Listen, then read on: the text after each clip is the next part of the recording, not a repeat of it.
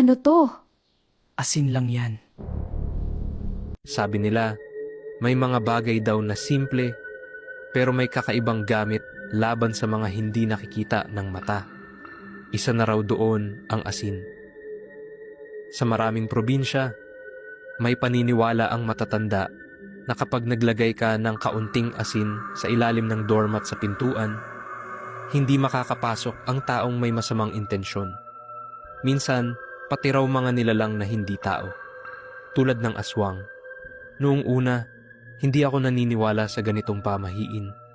Lumaki kasi ako sa lungsod at sanay ako sa paliwanag ng siyensya. Para sa akin noon, ang asin ay asin lang. Pampalasa sa pagkain at wala nang iba. Pero nagbago ang pananaw ko nang tumira ako sa bahay ng lola ko sa probinsya. Mag-isa na lang si lola sa lumang bahay na gawa sa kahoy sa dulo ng isang tahimik na barangay. Palibot ng bahay niya ay mga puno ng mangga, saging, at ilang malalaking puno na matagal nang nakatayo roon bago pa ako ipanganak. Pagdating ko pa lang, may ginawa agad si lola na hindi ko maintindihan. Kumuha siya ng maliit na mangkok ng asin. Dahan-dahan niya itong ibinuhos sa ilalim ng doormat sa may pintuan. Napakamot ako sa ulo. Lola, ba't may asin sa ilalim ng doormat? Tanong ko. Huwag ka. Hindi siya agad sumagot. Inayos muna niya ang doormat bago siya tumingin sa akin. Para hindi makapasok ang kung sino. Sabi niya. Napangiti ako. La, kahit magnanakaw hindi naman matatakot sa asin. Tumingin siya sa akin ng seryoso. Hindi lahat ng pumapasok ay tao. Hindi na ako nagsalita. Akala ko nagbibiro lang siya. Lumipas ang ilang araw at normal lang ang buhay sa bahay ni Lola. Tumutulong ako sa paglilinis, pagkuha ng tubig, at paminsan-minsan ay naglalakad ako sa baryo. Pero isang gabi, may nangyari na hindi ko makalimutan. Bandang 10:10 na iyon ng gabi. Tahimik na ang buong barangay. Nakahiga na ako sa sala habang si Lola ay nasa kwarto niya. Bigla akong nakarinig ng katok sa pintuan. 3 marahang katok. Napakunot ang noo ko. Napatingin ako sa orasan. Halos 11:00 na. Sino naman ang pupunta sa bahay ng ganitong oras? Tumayo ako at lumapit sa pintuan. Hello? Tanong ko. May babae na sumagot mula sa labas. Iho, pwede bang makahingi ng tubig? Mahina ang boses niya, parang pagod. Sumilip ako sa bintana malapit sa pintuan. May nakatayong babae sa labas ng gate. Mahaba ang buhok niya at medyo nakayuko ang ulo. Mukhang kawawa.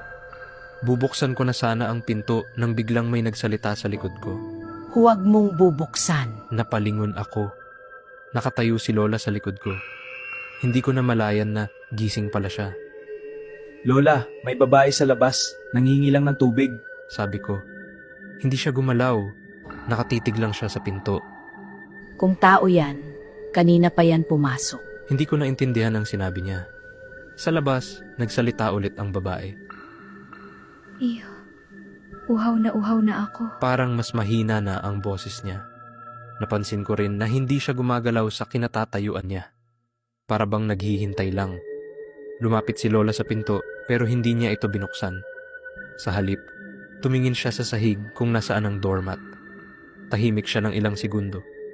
Pagkatapos ay nagsalita siya ng mahina. Hindi siya makapasok. Napakunot ang noo ko. Bakit po, La? Hindi sumagot si Lola. Dahan-dahan niyang tinaas ang gilid ng doormat. Nakita ko ang asin sa ilalim nito. Tahimik kaming dalawa habang nakikinig sa labas.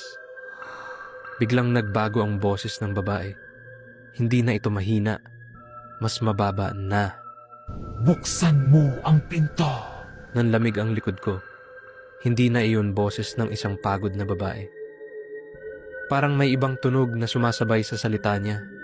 Mas lalong hindi gumalaw si Lola. Maya-maya, narinig namin ang mga yapak papalayo sa gate. Pagkatapos ay tumahimik ang buong paligid.